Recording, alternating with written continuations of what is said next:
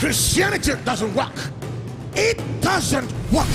You don't know why I cry. You don't know why I'm done with church.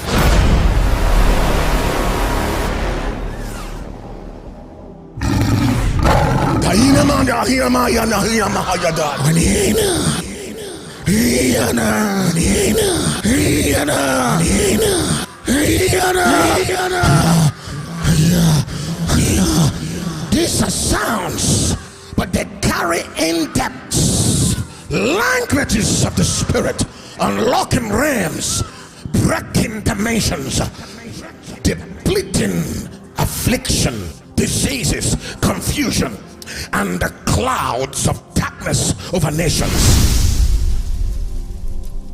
When heaven released to us the first language, because there are different languages of the spirit. Don't even think that praying in tongues is the first language. The tongue you pray, the prayer tongue of the spirit is never for your ascension. It is never for the fullness of the spirit. They are only for the development of your faith and edification of your spirit.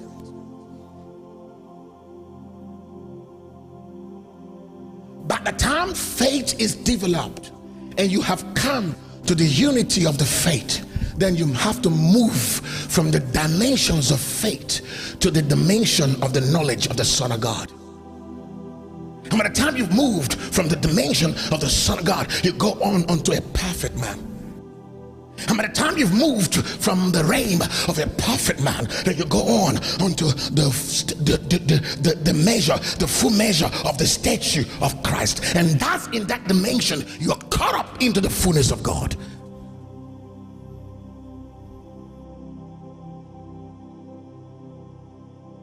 That's when you stop praying in tongues. You start groaning, which of course is the final access to all the dimensions of the spirit's language.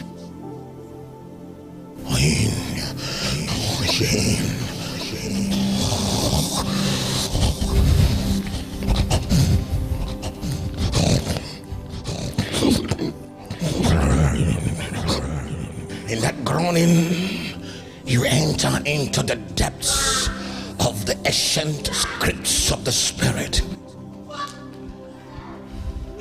Then you realize that words can unlock the heavens.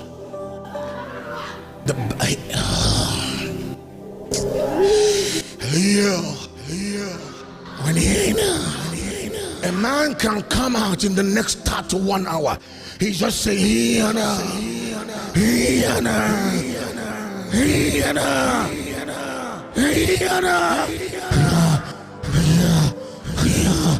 These are sounds, but they carry in depths, languages of the spirit, unlocking realms, breaking dimensions, depleting affliction, diseases, confusion, and the clouds of darkness over nations. You don't know why I tear.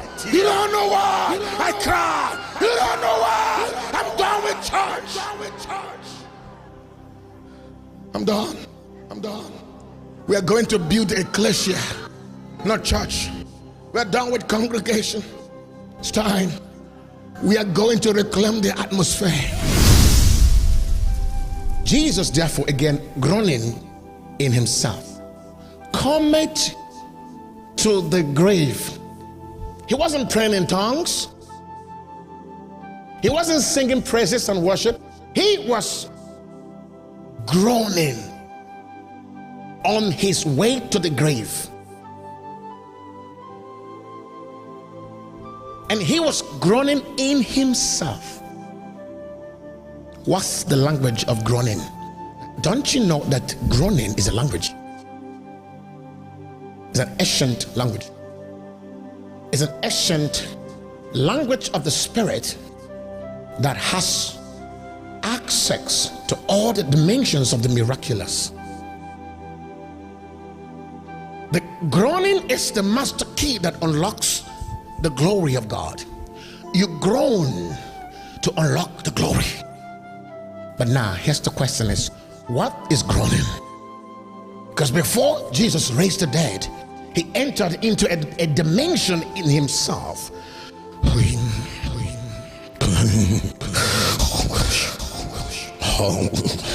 Now, when you get into that realm, you begin to tap into some energies, some frequencies in the realms,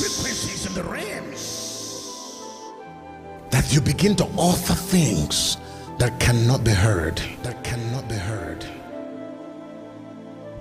The fire, the vibrations, the frequencies of that groaning is unlocking the dimensions of the spirit to raise the dead, to call back a dead man that had died for how many days?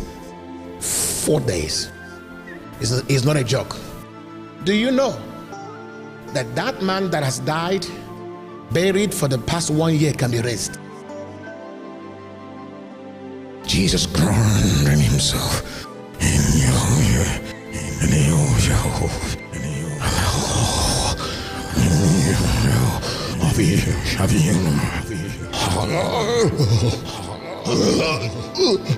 Because these are ancient scripts, leashing atmospheres. The word of the dead are linking with the physical dimension, a portal to bring the dead back to the body is being created. Jesus was interacting with dimensions to transport back the spirit of the dead into his physical body. There has to be an interconnection between the spirit world back into the body. This is called a miracle. Because something is happening now. This guy has checked out of the earth, and the end of your existence in this planet is death. So a certain door has been closed. The ancient gates that separate man from his body has been closed. So Jesus had to ascend into that dimension, interacting with the gatekeepers.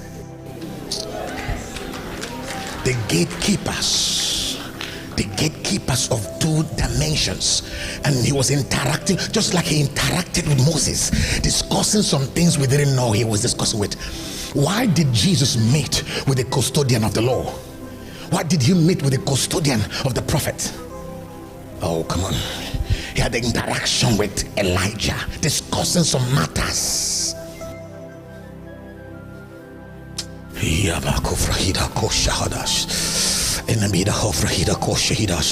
And when he was interacting with the dimensions, groaning with the language,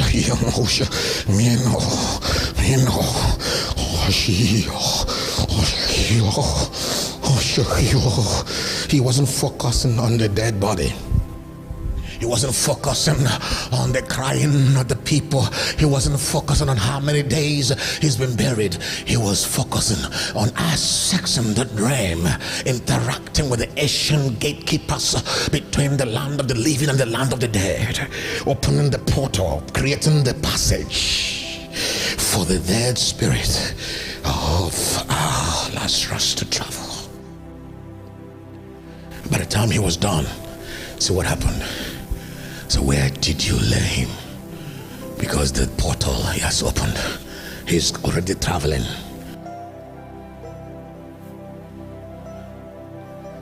And then he said, Father, thank you, because thou have heard me. Some of them must say, some preachers say that what the Father heard was the sickness is not unto death. He wasn't speaking to the Father.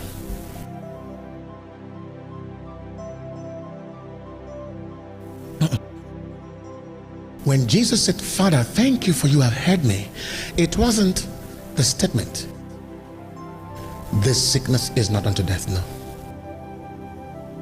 Because when that report came to him, he replied those who brought the report. But the moment he said, Father, thank you for you have heard me, was when he entered the dimension of groaning. He ascended into the dimension of the Father's bosom. There he interacted with the Father. He unlocked the realms of the Spirit. Jesus, therefore, again groaning in himself, coming to the grave. It was a cave, and a stone lay upon it. And Jesus said, Take ye away the stone. Martha, the sister of him that was dead, said unto him, Lord, by this time his thinketh, sense knowledge, human intellectual knowledge came in.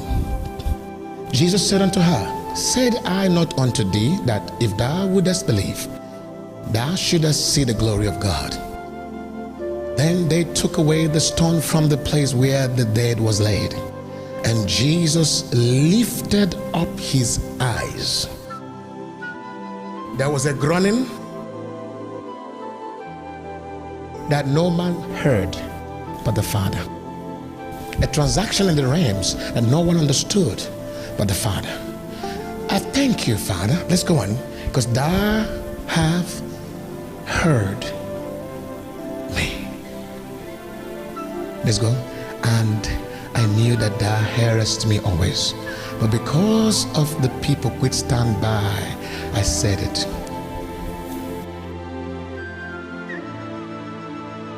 I say it in the I said this because they need to understand.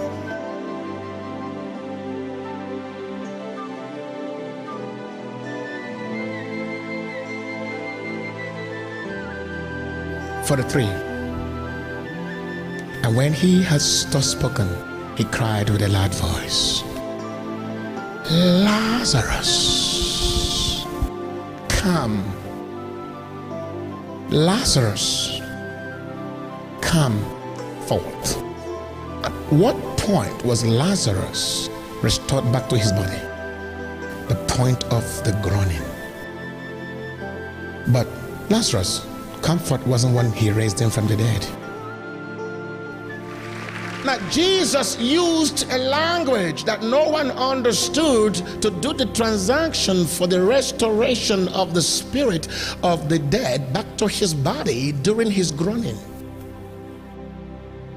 Let's read loud and clear. Likewise, the Spirit also helps our infirmities. For we know not what we should pray for as we ought to. But the Spirit of God,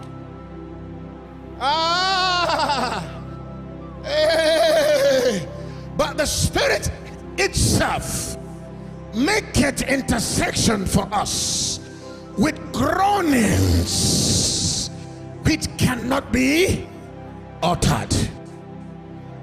Now lift your hands up. Lahida prato shehina manda elabota pakina mato shahida alamiato frahando shahida haprendo mahidoja alavido shaprogadoja aya. Release the strange tongue. It will take you into the realms of groaning. The Spirit habit of our infirmity. The infirmities are our inability to pray the scripts of the Spirit. The infirmity is not disease. The infirmity is not sickness.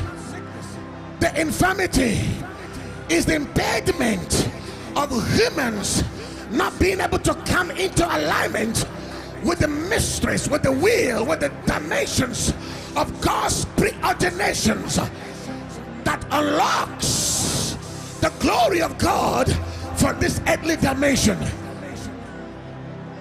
Heaviala, heaviala, heaviala, Mahila, Elia, Elia, Elia, Ephata, Ephata, Ephata. Sahira, Efata, Ali Shahir, Ali Halil, Ali Halil, Ali Halil, Lave Sahima, La Sahirara, Efahi Sahir, Enio Ananeo Sahira, Ekofariara, Mesa Inan Nenio, Halida, Sapento Koros, Eferia ni Eno Shahida. Elevina to Sohira, Zameto Totomada, Katan, Tuntuntumantia, Shakara, Helaba, Mania, Mania, Mania.